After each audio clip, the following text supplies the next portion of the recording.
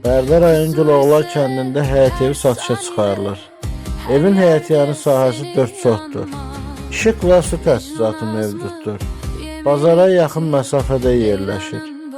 Satış qiyməti 20.000 manat təşkil edir. Sənəd torpağın çıxarışıdır. Əlavə olaraq nəzərinizə çatdırırıq ki, evlərin, torpaqların, ofislərin alqısı-satqısı və kirayəsi ilə bağlı Gülərüz kollektivi, peşəkar komandası ixtisaslı mütəxəssislərdən ibarət dayanıqlı və operativ təminatlı Bərdə birimləməkə müraciət edə bilərsiniz. Yeni paylaşımlardan xəbərdar olmaq və gündəlik elanları izləmək üçün kanalımıza abunə olmağı, videoları bəyənib paylaşmağı unutmayın.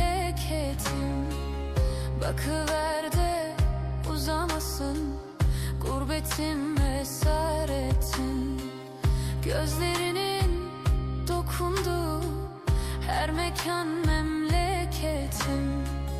Bakıver de uzamasın, gurbetim esaretin. Ahmet Arif hasretinden prangalar eskitmiş. Beni böyle eskitense prangalı hasretin.